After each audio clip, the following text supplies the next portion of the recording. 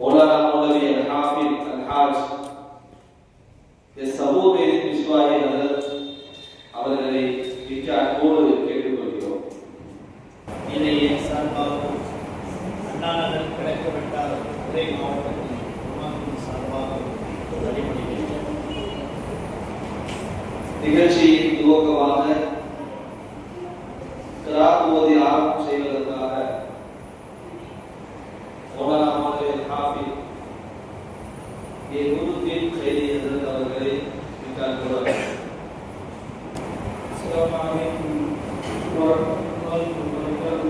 وعليكم السلام.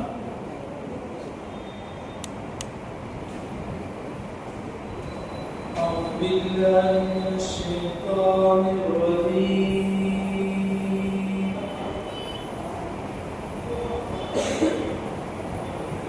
بسم الله الرحمن الرحيم.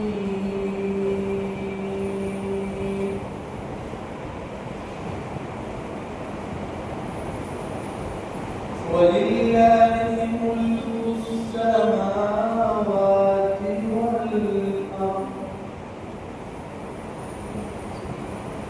والله على كل شيء قدير.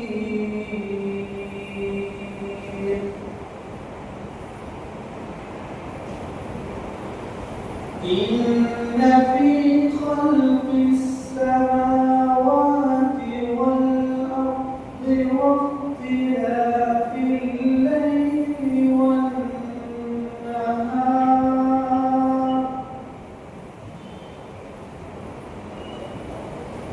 واختلاف الليل والنهار لآيات لأولي الألباب.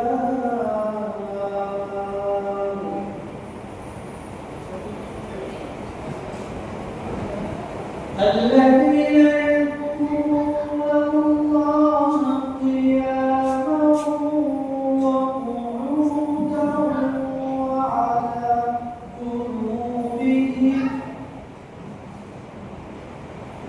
وعلى جنوبهم ويتفكرون في خلق السماوات والأرض. ربنا ما خلقت هذا باطلا سبحانك. ربنا ما خلقت هذا باطلا سبحانك فقنا عذاب النار.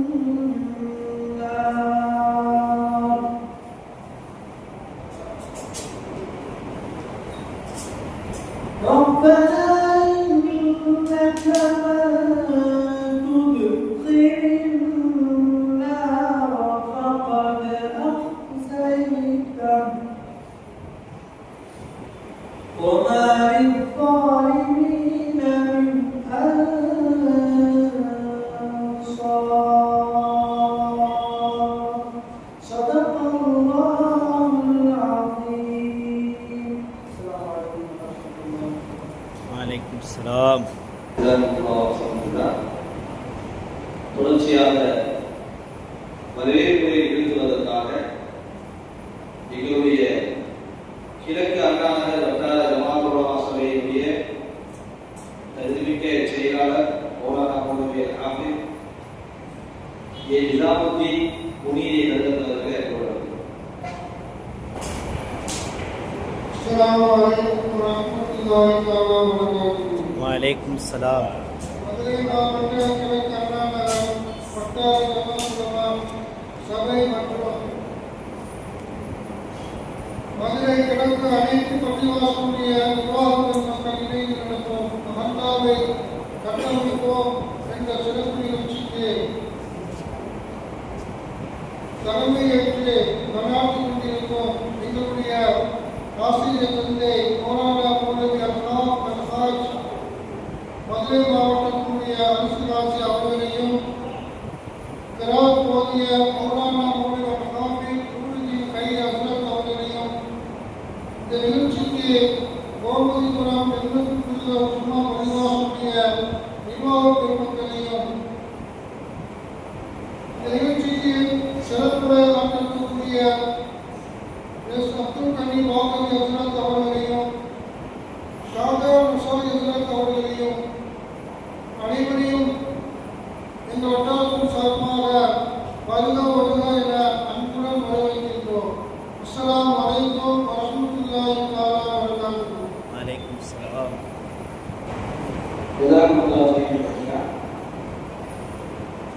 அடுத்தபடியாக கோப்பூரை வட்டாரத்தினுடைய முன்னாள் தலைவர் முத்தாரித்துறை எஸ் அப்துல் கனி பாகவி கோப்பூரை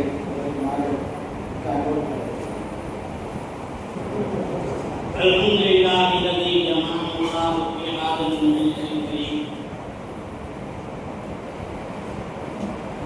وتوفقنا أن يسمع هذا الكلام الحبيب. والصلاة والسلام على من لا نبي بعده وعلى آله الشرفاء. أما بعد فقد قال الله تعالى في محكم التنزيل والفرقان المجيد: إنما يعمر مساجد الله من آمن بالله واليوم الآخر.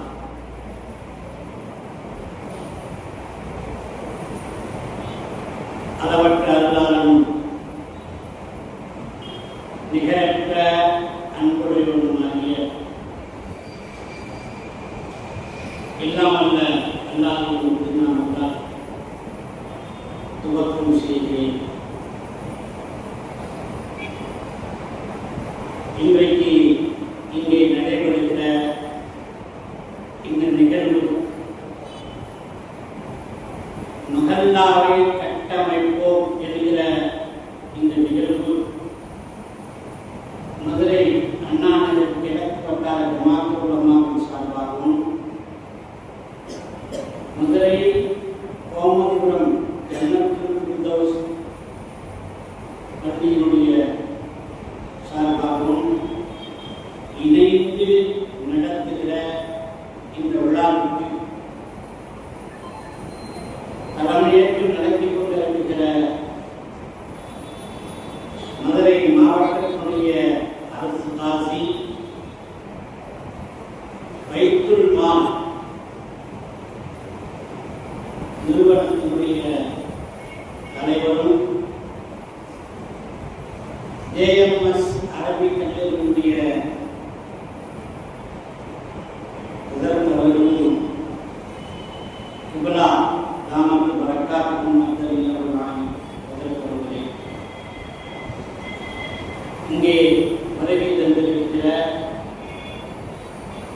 மஹல்லாக்களுடைய ஒவ்வொரு மஸ்ஜிதினுடைய பொறுப்பாளர்களே, தலைவர், செயலாளர், பொருளாளர், நிர்வாக பொதுமக்கள் உட்பட இங்கே விஜயம் செய்திருக்கிற வருகை தந்திருக்கிற ஒவ்வொரு பள்ளியினுடைய நிர்வாக பொதுமக்களே, எங்கள் வட்டாரத்தினுடைய அண்ணா நகர் கிழக்கு வட்டாரத்தினுடைய தலைவர், செயலாளர், பொருளாளர் உட்பட வருகின்ற உலமா குழுக்களே, மாணவ செல்வங்களே, உங்கள் அனைவர்களுக்கும் முதற்கண் எனது சலாமினை சொல்லிவிட்டு ஒரு சில கருத்துக்களை, ஒரு சில விஷயங்களை பதிவு செய்ய, பகிர்ந்து கொள்ள விரும்புகிறேன். மஹல்லாவை கட்டமைப்போம் என்று சொன்னால் அதற்கு என்ன அருள், என்ன பொருள், என்ன விளக்கம் சொன்னால், இங்கு ஒவ்வொரு மகல்லாவிலும் அந்த மகல்லாவை சார்ந்தவர்களை, அந்த மகல்லாவில் வசிக்கக்கூடிய மக்களை எப்படி அவர்களை முன்னேற்ற பாதைக்கு அழைத்து செல்ல வேண்டும் என்கின்ற ஒரு உயரிய சிந்தனையில் தான் இந்த நிகழ்வு ஏற்பாடு செய்யப்பட்டது. அதுவும் இந்த சமகாலத்தில் இந்த காலத்திற்கு தேவையான ஒரு நிகழ்வு உண்டு. ஏனென்று சொன்னால் இன்னைக்கு ஒவ்வொரு பகுதியிலும் வாழ்கிற நம்முடைய சமூக மக்கள் ஏராளமான சகோதர சகோதரிகள் நம்முடைய மார்க்கத்தை விட்டு தடம் புரண்டு செல்கின்ற ஒரு பரிதாபகரமான நிலையினை பார்க்கிறோம். பக்கத்தில் ஒரு நிகழ்வு சொல்கிறேன். எதற்கு சொல்ல வருகிறீங்கன்னா, அந்த மகல்லாவில் 70 குடும்பங்கள் சேலத்தில் பக்கத்தில் ஒரு கிராமம், 70 குடும்பங்கள் அங்கே வசிக்கிறார்கள். பாமர் மக்கள், அன்றாட காட்சிகள். அவங்க வேலைக்கு போனால்தான் அவங்க சாப்பிட முடியும். அங்கே ஒரு சின்ன ஒரு பள்ளி மஸ்ஜித், அங்கு போய் பார்த்தா 2 பேர்கள் தொழக்கூடிய ஒரு பரிதாபகரமான குடும்பம். ஒரு மார்க்க அறிஞர் அந்த பள்ளிக்கு சென்று போய் பார்க்கிறார். இந்த பள்ளியில எத்தனை குடும்பம் இருக்குது, 2 பேர் தான் தொழுது கொள்றாங்களே. அப்ப சொன்னாங்க, அவங்களுக்கு சொல்ல முடியாது. இந்த மகத்தாவில் 70 குடும்பங்கள் வசித்துக் கொண்டிருக்கிறார்கள். ஆனால் எல்லோருமே பாமர மக்கள் தான். அன்றாட வேலைக்கு போனால் தான் அவங்க சாப்பிட முடியும். வறிய நிலைமை, ஏழ்மையான நிலைமை. அதனால எல்லாரும் அவங்க வேலைக்கு போட்டு அவங்க இருந்துருவாங்க. இன்னும் சொல்ல போனா மாற்று மத சகோதரர்கள், குறிப்பாக கிறிஸ்தவர்கள் உள்ளே புகுந்து உள்ளே நுழைந்து அங்கிருக்கிற சிறார்களை எல்லாம், சிறுவர்களை எல்லாம், இளவர்களை எல்லாம், வாலிபர்களை எல்லாம் அழைத்து அவர்களுடைய சர்ச்சுக்கு அழைத்து சொல்லி பல பேர்கள் புத்தத்தாகிவிட்ட, மதம் மாறிவிட்ட நிலைமையிலையும் அந்த ஒரு இதை கருத்தில் கொண்டுதான் அங்கே ஒரு மஸ்ஜிது சேவை குழு,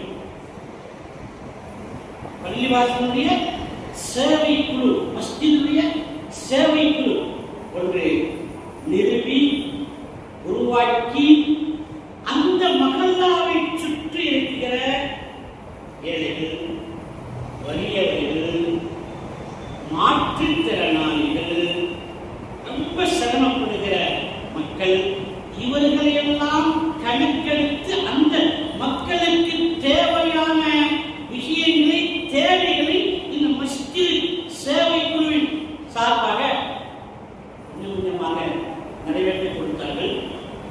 அல்லாஹ்வுடைய கிருபையினால அந்த மஸ்ஜிதுடைய சேவை குழுவினுடைய அந்த தியாகத்தின் காரணமாக அல்லாஹ்வுடைய கிருபை இன்னைக்கு 50 பேர் இந்த பணியில் கொடுத்தாங்க. எதற்கு சொல்லுவது என்றால், ஒவ்வொரு பள்ளியிலையும் ஒரு சேவை குழு அமைத்து நாம் அதை செயலாக்க வேண்டும்.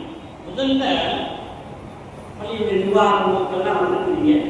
முதல்ல நம்ம மகல்லாவுக்கு உட்பட்ட பகுதியில் எத்தனை தலைக்கட்டு இருக்கிறாங்க, எத்தனை குடும்பம் இருக்கிறாங்க, முதல்ல அவங்கள ஒரு கணக்கெடுப்பு எடுத்து வச்சுக்கணும். இப்போ நம்ம பகுதிக்கு ஒரு 100 குடும்பம் இருக்கிறாங்களா, அந்த 100 குடும்பத்துடைய எல்லா டீட்டெயிலும் நம்ம வாங்கி வச்சுக்கணும். அது ஆண்கள் எத்தனை, பெண்கள் எத்தனை, படிக்கக்கூடிய மாணவர்கள் எத்தனை, மாணவிகள் எத்தனை, இப்படி ஒரு கணக்கு எடுத்து வச்சுக்கணும்.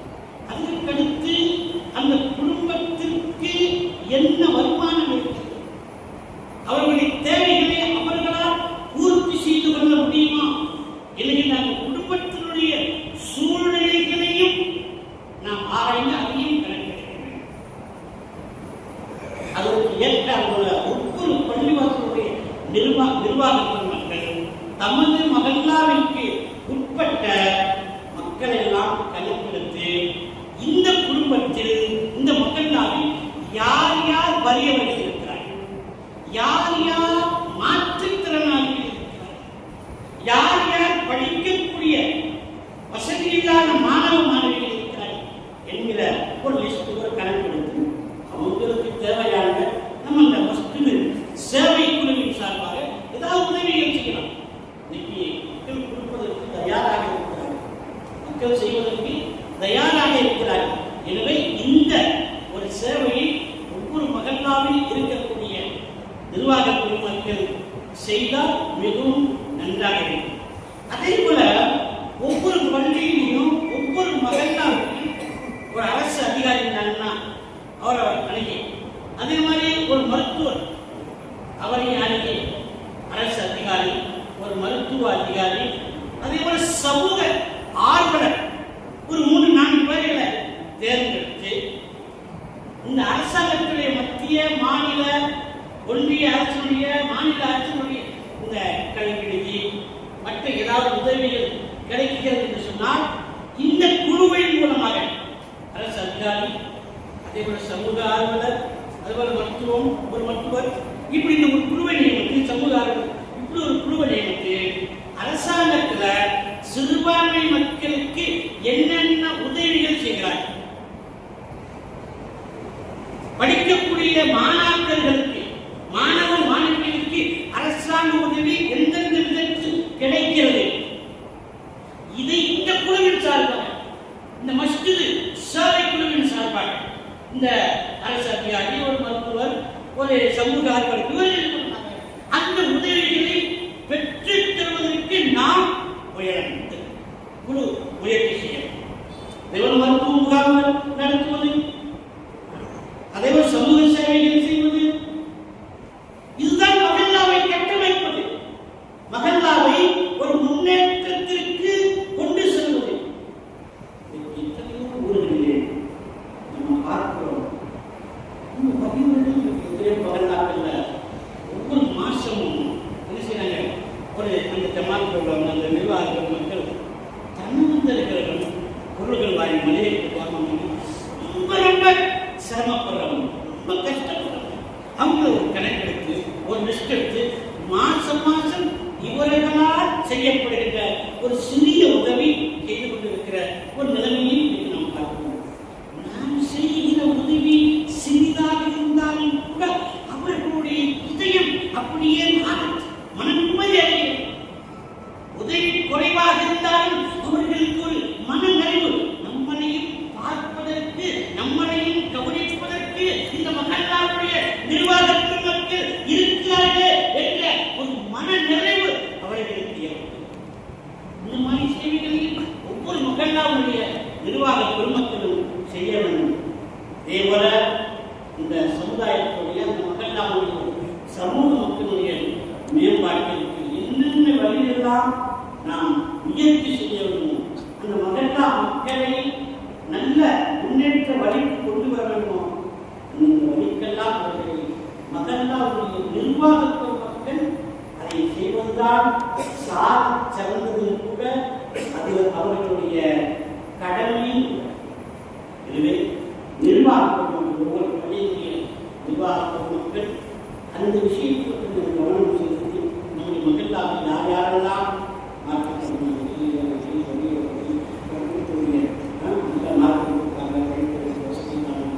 அவங்களெல்லாம் கண்டறிந்து அவர்களுக்கு அரசாங்கத்தில் என்னென்ன உதவிகளாக கிடைக்கிறது அப்படிங்கிற நாமே அதை அவங்களுக்கு ஏற்பாடு செய்து இன்னும் அந்த மகல்லா சிறப்பாக வளர்ந்து வேண்டும் என்பதை கூறினார்.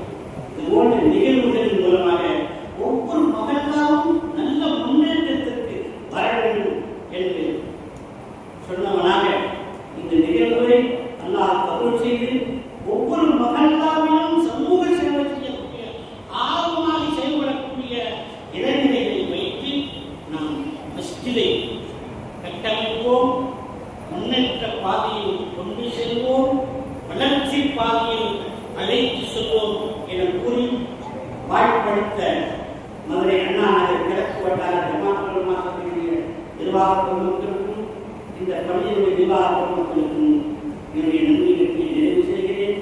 வாஹிர் தஅவானா அனில் ஹம்துலில்லாஹி ரப்பில் ஆலமீன். அஸ்ஸலாமு அலைக்கும்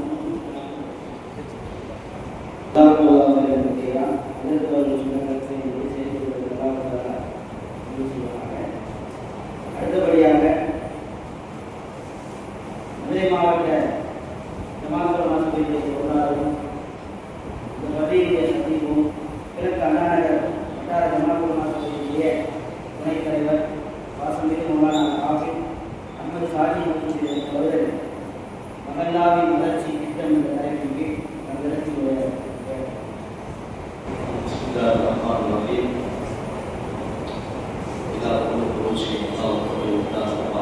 ஆமீன். ஸல்லல்லாஹு அலைஹி வஸல்லம்.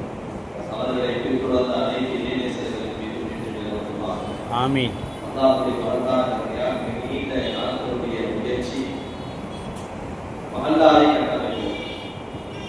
மதுரை மாவட்டத்தை ஏறக்கூடிய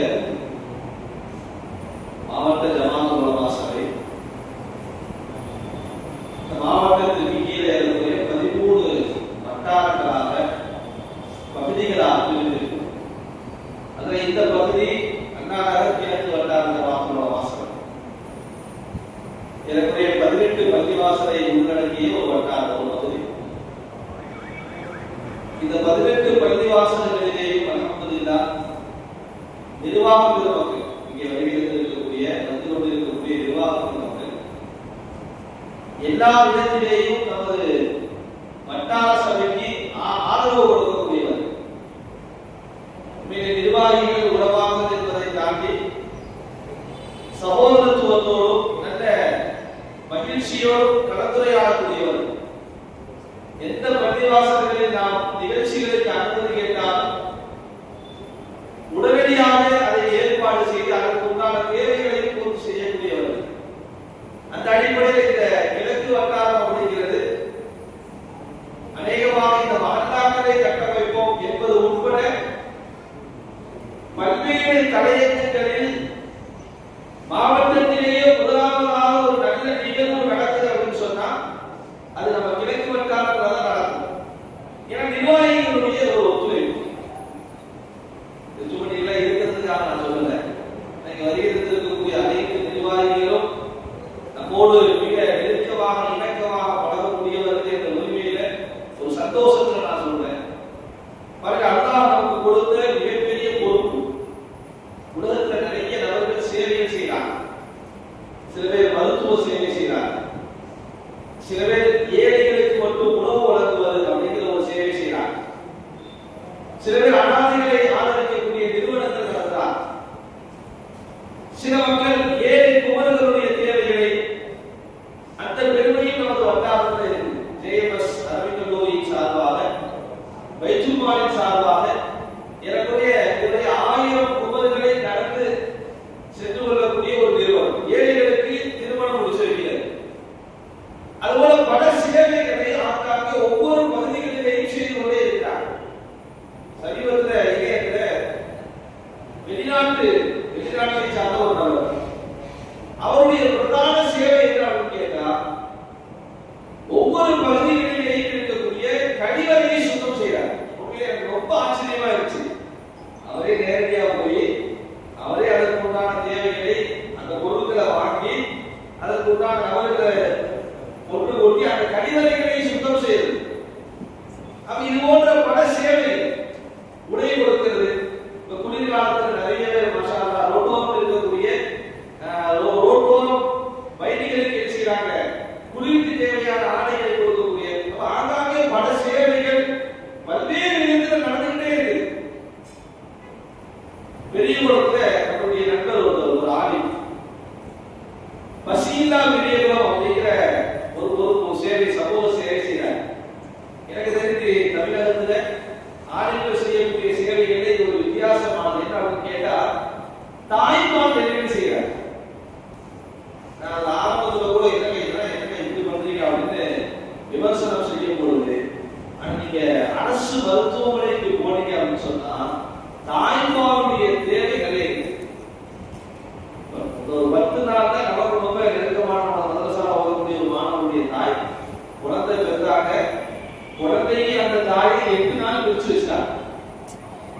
இப்ப அந்த குழந்தை என்ன செய்யும்? தாய்ப்பால் கொடுக்கிறது கூடுமா கூடாதா அதுக்குள்ள போக இப்படி ஒரு சேவை நடந்து இருக்குது.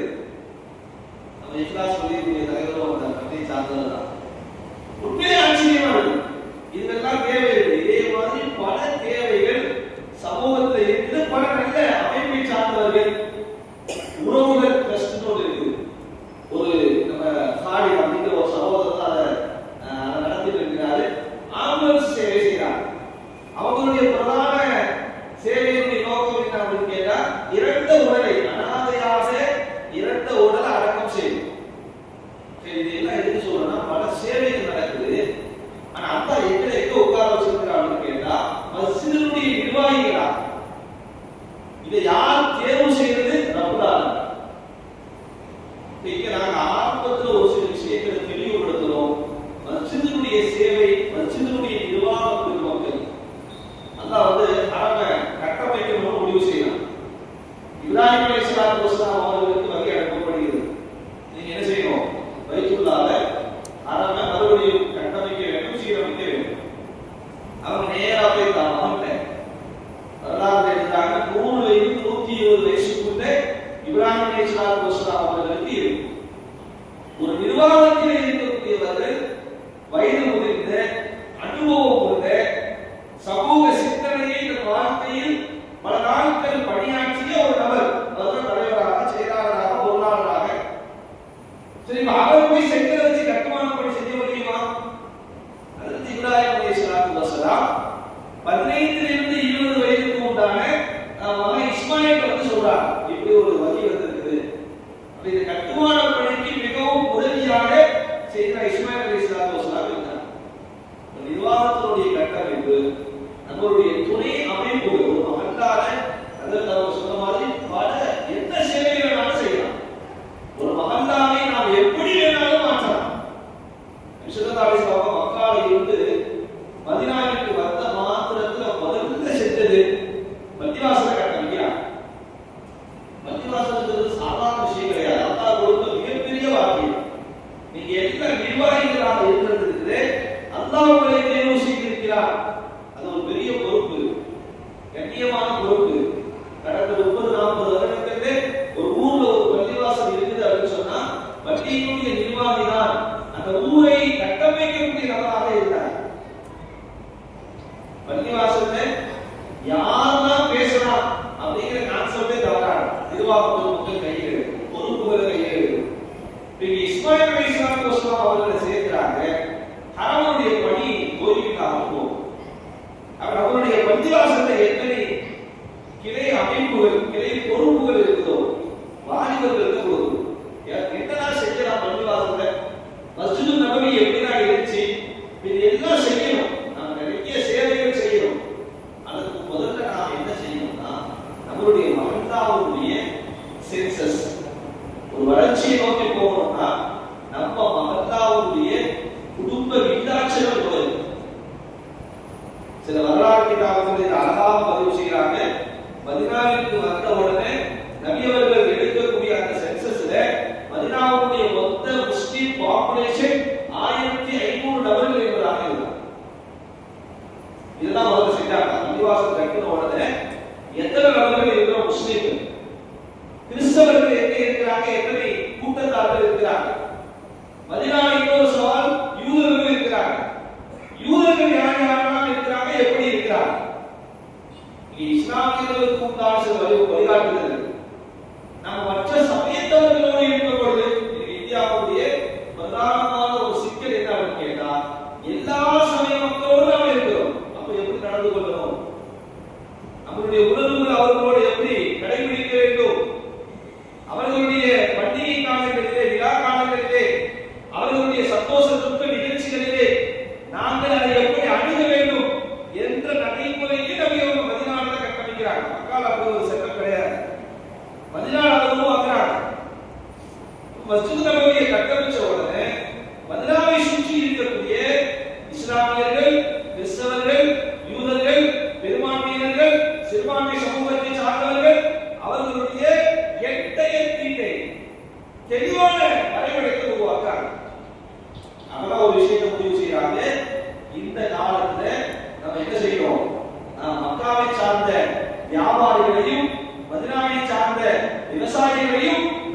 ஒன்றுபடுத்தணும், ஒரு புது திட்டத்தை உருவாக்குறாங்க.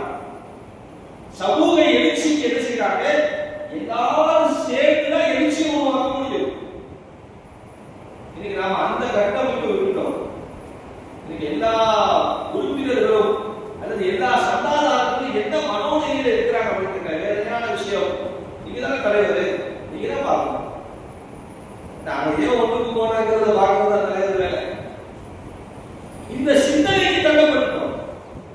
அப்ப நாங்க அவர்களை எல்லா அமைப்புகளையும் சேர்த்து அவர்களோடு சேர்ந்து பயணிக்கும் பொழுது கல நிலவரது மகல்லாக்களுடைய கல நிலவரம் எத்தனை மகல்லாக்கள் எத்தனை இருக்கிறாங்க, எத்தனை மனக்காரர்கள் இருக்கிறாங்க, ஏழைகள் இருக்கிறாங்க, படிக்கக்கூடியவங்க இருக்கிறாங்க. 1000 மகல்லா, ஒரு மகல்லால 1000 குடும்பம் இருக்குது அப்படின்னு சொன்னா நம்மளுடைய லட்சியம் என்னங்க?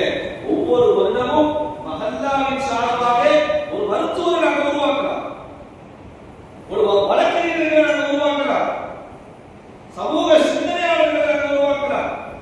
வாலிபர்களுடைய கட்டமைப்பு, வாலிபர்களுக்கு நாங்கள் பொறுப்பு கொடுக்காததுடைய விளைவு என்ன ஆயிடுச்சு? நபி அவங்க 17 வயசு உசாமா செய்துட்டு ஒரு படையினுடைய தளபதியாக ஆக்கினாங்க.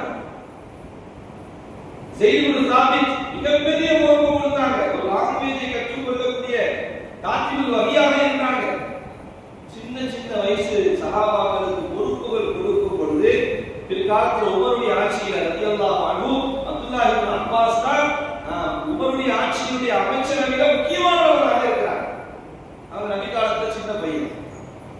பெரியமானவர்களை எல்லாரும் சேர்ந்து செய்யணும் அப்படிங்கிற மனோநிலை. என்ன வேலைகள் செய்ய வேண்டியது இருக்குது? நம்ம மஹல்லாவுடைய மூலமாக மஸ்ஜிதுக்கு கீழே இந்த சென்சஸ் நீங்க எடுத்துட்டாலே 80% வேலை உங்களுக்கு தேசி. மஹல்லா யார் இருக்கிறார்? சில நேரங்களில் இப்படி ஆயிருந்து ஜனாசாவுக்கு தான் தெரியுது அங்க ஒரு முஸ்லீம் இருக்கிறார்கள். ஜனாசாவுடைய நேரத்தில் தான் இந்த ஏரியாவில் ஒரு முஸ்லீம் இருக்கிறாரு. எத்தனை ஏழைகள் இருக்கிறாங்க, எத்தனை குமர்கள் முத்திருக்கீங்களாக இஸ்லாமிய சமூகத்துல நீங்க பெருகி வரக்கூடிய அனாச்சாரங்களை ஒன்று என்னன்னா முத்திருக்கண்ணி அதிகமாயிட்டே இருக்கிறாங்க. அதை பத்தி யாருக்கும் கவலை. ரெண்டாவது இந்த ஒரு 2 நாள்ல மதுரையில் உள்ள ஒரு மகல்லா உருவாங்க. சின்ன ஒரு 50-60 குடும்பம் இருக்கக்கூடிய மகல்லா. அந்த இமாம் சொல்றாரு, அது இந்த மகல்லா ரொம்ப கஷ்டம் இருக்கு. என்ன 15 சிறு வயது பெண்கள் விதவையாக இருக்கிறாங்க. கொடுக்கிற குடும்பமே 50 குடும்பம் தான். அவர் சொல்றது இன்னொன்று என்னன்னா, பள்ளியுடைய நிர்வாகியே சொல்றாரு, என் மகளே விதவையா இருக்குது, நான் யாருக்கு போய் வக்காலத்து வாங்கிட்டேன். இந்த இதுக்கு யார் தீர்வு கொடுக்குது? விதவைகள் இருப்பாங்களா? நபியுடைய காலத்திலிருந்து இருக்கதான் செய்வாங்க. நம்ம அதெல்லாம் பார்க்க முடியாது. தலாக்கு நபியுடைய காலத்திலிருந்து நடக்கதான் செய்யும், குலா நடக்கதான் செய்யும். ஆனா இதற்கு தீர்வு இந்த பெண்களுக்கு நாங்க மறுபரிசீலனை செய்யணும் அப்படின்னு சொன்னா அவங்களுடைய நடைமுறை என்ன? அவங்க எதை நோக்கி போவாங்க? வேலைக்கு செல்லக்கூடிய பெண்களுக்கு உண்டான தீனுடைய சூழல் நாம் எதை உருவாக்கணும்? பெரிய மாணவர்களே, இது எல்லாத்துக்கும் அல்ல அவங்களுக்கு ஒரு பெரிய பொறுப்பு கொடுத்திருக்காங்க. நீங்க இருக்கக்கூடிய பொறுப்பு இருக்குது. எப்படி நீங்க எம்எல்ஏக்கள் எம்பிக்கள் இருக்கிறார்களோ அதை விட கண்ணியமான பொறுப்பு நீங்க இருக்கு. அல்லாஹ் கொடுத்த பொறுப்பு. ஒரு மஹல்லாவை நாங்கள் குறைபடுத்தினா எதை வேண்டுமானாலும் செய்யலாம், எப்படி வேண்டுமானாலும் மாற்றலாம். நல்ல சிந்தனையாளர்கள், நிர்வாக மக்கள் உங்களுடைய நேரங்களை கொடுக்குறீங்க. நம்மளுடைய சொந்த குடும்பத்தை விட்டுட்டு நீங்க என்ன செய்யுங்க? உங்க நேரங்களை பள்ளிவாசலுக்கு கொடுக்குறீங்க, உங்களுடைய பொருளாதாரங்களை பள்ளிவாசலுக்கு கொடுக்குறீங்க, உங்களுடைய பிள்ளைகள், மனைவி அவர்களை எல்லாம் விட்டுவிட்டு பள்ளிவாசலுக்காக உங்களுடைய பொருளாதாரங்களை செலவு செய்யும் பொழுது அதை நீங்க கொஞ்சம் முறைப்படுத்தணும். அதை நீங்க முறைப்படுத்தணும். பிள்ளைகள் இன்னைக்கு மதரசாவுடைய கல்வி அப்படிங்கிறது நாளுக்கு நாள் மதரசாக்கள் குறைஞ்சுக்கிட்டே போகுது. மதரசாக்களுடைய மாணவர்களுடைய எண்ணிக்கை குறையுது. இப்ப நாம மஹல்லாவில் இருந்து ஒவ்வொரு மஹல்லாவை சார்ந்த மாணவர்களும் ஒரு வருஷத்துல குறைந்தது 5 மாணவர்கள் நம்ம மதரசாக்கள். எப்படி டாக்டருக்கு ஒரு பையனை அனுப்புறோமோ அதே மாதிரி மதரசாக்களுக்கும் நாம தான் வரும். நமது மஹல்லால சமீபத்தில் மலேசியாவுக்கு போகும்போது சொன்னாங்க, மலேசியா நாட்டில் சைனா நாட்டுக்காரங்க நிறைய பேர் ஓதுறாங்க. ஆச்சரியமான தகவல். சைனால என்ன பிரச்சனை? இஸ்லாம் போதிக்கிறது, இஸ்லாமிய வெளியரங்கமாக இஸ்லாமிய பேசுறது இன்னைக்கு வரைக்கும் தடை. பள்ளிவாசல் தான் இருந்தாலும் கூட பகிரங்கமாக இதே மாதிரி மீட்டிங் தான் போட முடியாது. சைனா மாணவர்கள் மலேசியால படிக்கிறாங்க. 40-50 மாணவர்கள் அங்கே இருந்து விசா எடுத்து வந்து படிக்கிறாங்க. அவங்களுக்கு ஒரு 10 நாள் விடுமுறை வருது. 10 நாள் விடுமுறையில் அவங்க என்ன செய்ய முடியும்? எங்கேயும் போக முடியாது. மதரசாவே கதின்னு கிடக்கணும். இப்ப இதை தமிழ்நாட்டை சார்ந்த ஒருத்தர் அவர் என்ன செய்யறாரு, இந்த மாணவர்களுக்கு ஏதாவது ஒரு செய்யணும் அப்படின்னு சொல்லி ஒரு ரெசார்ட்டை புக் பண்ணி, ஒரு ரெசார்ட்டை அந்த மாணவர்களுக்கு புக் பண்ணி அவருடைய உறவினர்கள் நண்பர்கள் எல்லாத்தையும் காசு வாங்கி 10 நாள் அந்த மாணவர்களுக்கு என்ன தேவையோ, காலை உணவு மதிய உணவு என்ன தேவைனாலும் அங்க அவர் செஞ்சு கொடுக்குறாரு. நாங்க ஒரு நாள் அந்த மாணவர்களை சந்திக்க அவ்வளவு சந்தோஷப்படுறாங்க. பாருங்க, கல்வியை தேடி வந்திருக்கக்கூடிய பிள்ளைகளை உதவி செய்யறாங்க. இப்ப நம்ம மகந்தால ஒவ்வொரு மகத்தாக்களிடையும் மாணவர்கள் மதரசா மாணவர்கள் இருப்பாங்க.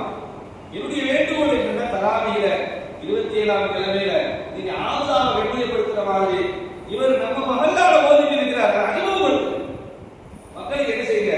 அது இவர் நம்ம மகந்தால ஓதிட்டு இருக்கிறார், அவர் ஆசாவதார் ஆய்வாளர் அப்போ போய் நம்ம துட்ட போடுறதுக்கு ஓதிட்டு இருப்பவர்களை அறிமுகப்படுத்துங்க. சென்ற வருஷம் மதுரையில திருப்பாலையில ஒரு மகல்லால அப்படி செஞ்சாங்க. அங்கதான் மாவட்டத்தினுடைய கௌரவ தலைவர் நிர்வாகியா இருக்கிறாரு. அந்த மகல்லால இப்ப மதரசா மாணவர்கள் ஓதக்கூடிய எண்ணிக்கை கொஞ்சம் கூடி. அந்த மதரசால இருந்த ஒரு மாணவர் இந்த வருஷம் அல்ஹம்துலில்லாஹ் நமது ஜேஎம்எஸ் அரபி கல்லூரியில பட்டமும் வாங்குறார். அப்ப இதைத்தான் நாங்க உருவாக்கணும். எல்லா சிந்தனைகளையும் நாங்கள் உருவாக்கணும். இதுல ரொம்ப முக்கியமாக நான் விரைவான ஒரே ஒரு செய்தியை சொல்றேன். நாம செய்யறது சேவை, நாம செய்யறது இல்லை அல்லாவுக்காக செய்யணும். அல்லாவுக்காக செய்யும் பொழுது உங்களை விமர்சனம் செய்யக்கூடியவர்கள் இருப்பாங்க. 4 பேர் எப்படி சொல்லுவாங்க, நான் தெரியாத இவர் குடும்பம் எப்படி இருக்கும், இவர் நமக்கு சொல்ல வந்தாரா கேட்பாங்க. இது யாருக்கு நடந்திருக்குது அப்படின்னு சொன்னா, விசுவநாளிசம் நடந்தது. நபி உங்க போர்க்களம் முடித்து விட்டு அந்த பொருளாதாரத்தை பிரித்து கொடுக்கும் பொழுது ஒரு முனாஃபிக் கேட்டானா, எகதியா முஹம்மத், நீதமா நடந்து கொண்டிருக்கிறான். எவ்வளவு பெரிய வார்த்தை, என்ன வார்த்தை? உணர்வு பூர்வமான அட்டாக் பண்ணுவாங்க, அடிக்க மாட்டாங்க, நம்மளை என்ன செய்ய மாட்டாங்க, நம்ம மேல மண்ணெல்லாம் வீச மாட்டாங்க. மன ரீதியான தாக்குதல். இப்படிதான் சொல்றாங்க, இதெல்லாம் நம்ம செய்யணுமா? ஏன்னா உங்களுடைய சேவை அவ்வளவு முக்கியமான. நீங்க வலியுறுத்திருக்கக்கூடிய அனைத்து நிர்வாகிகளோடு ஒரு தொடர்பு இருக்கிறதா? இருக்கக்கூடிய சந்தேகக்கான அவங்களுடைய நிர்வாகிகள் இருக்கிறாங்க. ஒன்றுமே இல்லாத பள்ளிவாசல அது இன்னைக்கு ஒரு பெரிய உருவாக்கம் இருக்குதுன்னு அதற்கு ஒரு காரணம் இந்த நிர்வாகம். அதில் முக்கியமாக கருப்பாயினுடைய தலைவர் இருக்கிறாங்க, எங்களுடைய இக்லாஸ் பள்ளியினுடைய தலைவர், எங்க பள்ளியினுடைய எல்லா பள்ளியினுடைய நிர்வாகிகளும் மிகப்பெரிய கஷ்டப்படுறீங்க. ஆனா இந்த விஷயத்தை மனசுல ஆழமாக பதிவு செய்ய, விமர்சனங்கள் உங்களை ஏசக்கூடியவர்கள் பேசக்கூடியவர்கள் நிச்சயமாக வருவாங்க. நீங்க மனசுல நினைங்க, திட்டுனாதான் நீங்க கரெக்டா வேலை செய்யணும்னு அர்த்தம். எல்லாரும் தாஜியா உங்களை மாதிரி வருமா அப்படின்னு கேட்டா நம்ம ஏதோ பஞ்சாயத்து பிரச்சனைகள் இருக்கிறதா. அதனால இன்ஷால்லா இக்லாஸாக செய்யணும். எல்லா சமயங்களிலேயும் மகல்லாவுடைய முன்னெடுப்பிற்காக கட்டமைப்பிற்காக இன்ஷால்லா இந்த தெற்கு வட்டாரம் முழுக்க உங்களுக்கு ஒத்துழைப்பாக இருக்கும். வந்திருக்கக்கூடிய நிர்வாக பெருமக்கள் இன்ஷா அல்லாஹ் உலமாக்கத்தை அணுகி முன்னேற்றத்திற்கு என்னவெல்லாம் செய்ய வேண்டும் என்ற உங்களுடைய அன்பான அழகான ஆலோசனைகளை நீங்கள் தர வேண்டும். அல்லாஹ் அவருடைய இசல் தமிழகத்திலேயே இந்தியாவிலேயே தலைசிறந்த மஸ்ஜிதுகளாக நமது இந்த மகல்லாக்களை ஆக்கியாளர் புரிவாராக.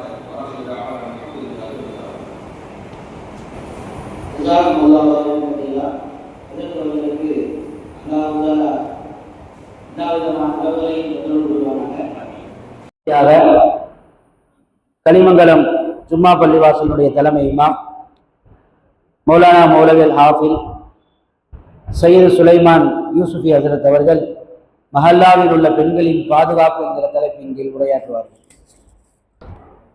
அஸ்ஸலாமு அலைக்கும் வரஹ்மத்துல்லாஹி வபரகாத்துஹு. அல்ஹம்துலில்லாஹி வகஃபா والصلاة والسلام على سيد المصطفى وعلى آله وأصحابه اجتبى أما بعد فقد قال الله تعالى في القرآن العظيم فأعوذ بالله من الشيطان الرجيم بسم الله الرحمن الرحيم ولهن مثل الذي عليهن بالمعروف وللرجال عليهن درجات صدق الله العظيم. எல்லா புகழும் அல்லாஹ் ஒருவனுக்கே உரியது.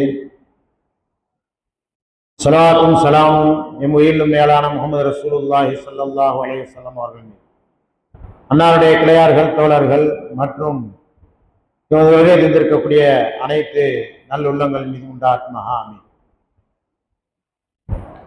கண்ணியத்திற்குரிய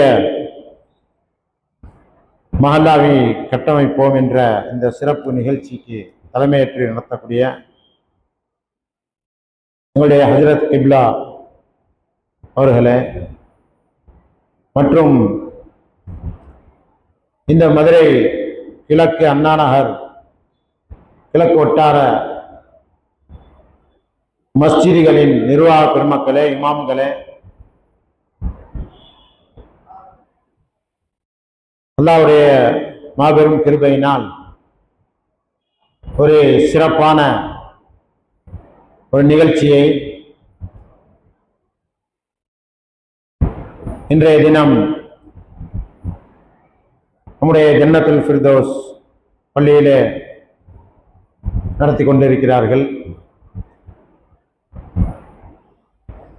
இந்த நிகழ்விலே எங்களுடைய வட்டாரத்தின் முன்னாள் தலைவர் அவர்கள் மஸ்ஜித் சேவை குழுவை பற்றி பேசினார்கள். எங்களுடைய மாவட்டத்தின் பொருளாளர் அவர்களும் மஹல்லாவின் கட்டமைப்பு சம்பந்தமான பல ஆக்கப்பூர்வமான செயல்பாடுகள் எப்படி செயல்படுத்த வேண்டும் என்ற விஷயங்களை பேசியிருக்கிறார்கள். எனக்கு பெண்களின் பாதுகாப்பு என்ற தலைப்பிலே ஒரு சில நிமிடங்கள் உங்களிடத்திலே சில கருத்துக்களை முன்வைக்க பணிக்கப்பட்டிருக்கிறேன். இஸ்லாத்திற்கு முன்னால் நபி ஸல்லல்லாஹு அலைஹி வஸல்லம் அவர்கள் இந்த உலகத்திற்கு வருகை தருவதற்கு முன்னால் பெண்களுடைய நிலை எப்படி இருந்தது என்று சொன்னால், பெண் குழந்தை என்றால் அவர்கள் இழிவாக கருதுவார்கள், உயிருடன் குழி தோண்டி புதைத்து விடுவார்கள். அதே ஒரு பெண் அவளுடைய கணவன் இறந்துவிட்டால் அவளுக்கு எந்த விதமான சொத்தில் எந்த பங்கும் கிடைக்காது. நபி ஸல்லல்லாஹு அலைஹி வஸல்லம் அவர்கள் வருகை தந்த பிறகு அதை அப்படியே மாற்றி காண்பித்தார்கள். பெண் குழந்தை என்பது ஒரு மனிதனுக்கு கிடைக்கக்கூடிய கண்ணியம். பெண் என்பவள் அவள் ஒரு தாயாக இருந்தால் அவளுடைய காலடியில் சொர்க்கம் இருக்கிறது. மனைவியாகப்பட்டவள் அந்த வீட்டுக்கு அரசி. இப்படியாக பெண்களுக்கு உண்டான உரிமைகளை இஸ்லாம் வழங்கியது. வலஹுன்ன மிஸ்லுல்லதி அலைஹின்ன பில் மஅரூஃப்.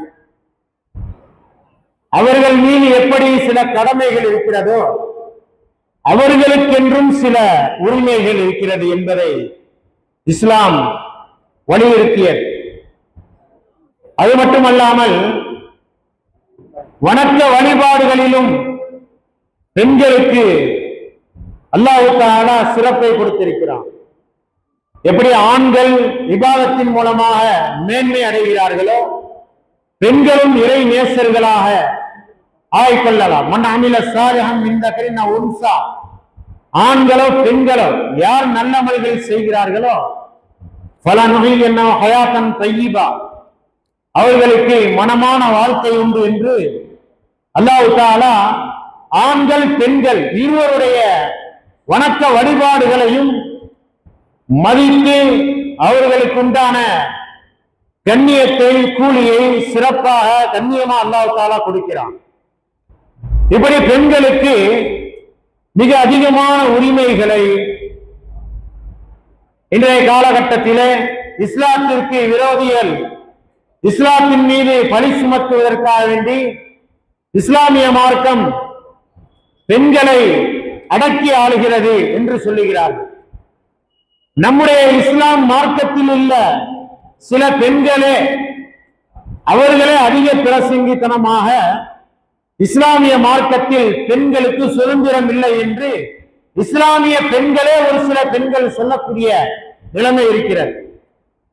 ஒரு சில பெண்கள் தான், அதிகமான பெண்கள் அவர்கள் இஸ்லாத்தின் சட்டங்களை விளங்கி இதில்தான் நமக்கு கண்ணியம் இருக்கிறது என்பதை உணர்ந்திருக்கிறார்கள்.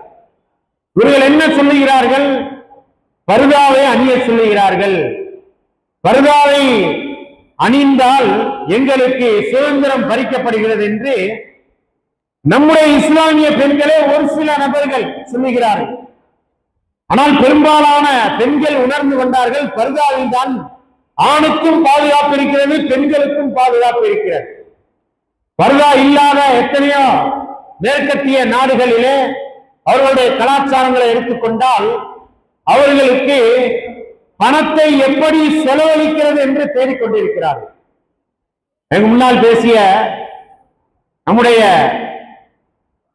உலமாக்கள் சொன்னார்கள், நாம் நம்முடைய பொருளாதாரத்தை திரட்டி ஏழைகளுக்கு வறியவர்களுக்கு உதவி செய்ய வேண்டும், கல்வி ரீதியாக பொருளாதார ரீதியாக நம்முடைய மஹல்லாக்களை உயர்த்த வேண்டும் என்று சொன்னார்கள். ஆனால் மேற்கத்திய நாடுகளிலே பணத்தை எப்படி செலவழிப்பது என்பதை தேடிக்கொண்டிருக்கிறார்கள். அவ்வளவு செல்வம் இருந்தும் கூட அவர்களிடத்திலே கலாச்சார சீரழிவின் காரணமாக பல நபர்கள் அவர்கள் தற்கொலையை தேடி சென்று கொண்டிருக்கிறார்கள்.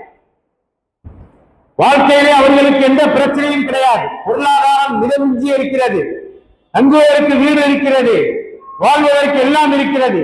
ஆனால் ஒரு குடும்ப கட்டமைப்பு இல்லாததன் காரணமாக எப்படி ஆண் என்றால் எப்படி இருக்க வேண்டும், பெண் என்றால் எப்படி இருக்க வேண்டும் என்ற கட்டமைப்பு இல்லாததன் காரணமாக அவர்கள் மிக அதிகமான மன உளைச்சலுக்கு ஆளாகி கடைசியிலே தற்கொலைக்கு சென்று கொண்டிருக்கிறார்கள். எனவே ஒரு பெண்ணாகிறவள் எப்படி, இவர்கள் என்ன சொல்லுகிறார்கள்? பெண்கள் வேலைக்கு செல்ல வேண்டும், இதுதான் சுதந்திரம் என்று சொல்லுகிறார்கள். இஸ்லாம் பெண்களை மதிக்கிறது. அந்த பெண்ணாகிறவள் வேலைக்கு செல்ல தேவையில்லை. ஒரு மகளாக இருக்கலாம், அவள் மனைவியாக இருக்கலாம், சகோதரியா இருக்கலாம், தாயாக இருக்கலாம், எந்த பொறுப்பில் இருந்தாலும் அவர்கள் குடும்பத்திற்காக வேண்டி சம்பாதித்து கொடுப்பது அவர்கள் மீது கடமை கிடையாது, ஆண்கள் மீதுதான் கடமை. தாய் என்றால் மகன் சம்பாதித்து கொடுக்க வேண்டும், மனைவி என்றால் கணவன் சம்பாதித்து கொடுக்க வேண்டும், சகோதரிக்கு சகோதரன் சம்பாதித்து கொடுக்க வேண்டும், மகளுக்கு தகப்பன் சம்பாதித்து கொடுக்க வேண்டும். இதைத்தான் இஸ்லாம் வலியுறுத்துகிறது. நீ போய் பெண்கள் போய் வெளியில் ஒரு கம்பெனியிலே போய் சிரமப்பட்டு வேலை செய்து சம்பாதித்து கொண்டு வருவதில் என்ன கண்ணியம் இருக்கிறது? அதில் கண்ணியமே கிடையாது. பெண்கள் இப்பொழுது பெரிய பெரிய வாகனங்கள் ஓட்டுகிறார்கள், ஆண்களை போன்று அவர்கள் ஓட்டுநர்களாக பணி செய்கிறார்கள். போகக்கூடிய அந்த இடங்களிலே இறங்கி இரவு நேரத்திலே தங்குகிறார்கள், சமைத்து சாப்பிடுகிறார்கள். இதில் என்ன சுதந்திரம் இருக்கிறது? சுதந்திரம் என்பது இஸ்லாத்தில் தான் இருக்கிறது. இதிலே நமக்கு எந்த சுதந்திரம் கிடையாது. பெண்கள் வேலைக்கு செல்வது அவர்களை மென்மேலும் சிரமப்படுத்துகிறது. இதைத்தான் இஸ்லாம் வன்மையாக கண்டிக்கிறது.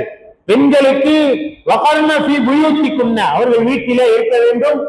அடுத்ததாக நபி அவர்கள் ஆண்களும் பெண்களும் எப்படி அமல் செய்வதில் அவர்கள் உயர்ந்த அந்தஸ்து அடைகிறார்களோ அதே போன்று மார்க்க கல்வியை கற்றுக்கொள்வதற்கு ஆண்கள் மீதும் பெண்கள் மீதும் கடமையாக இருக்கிறது.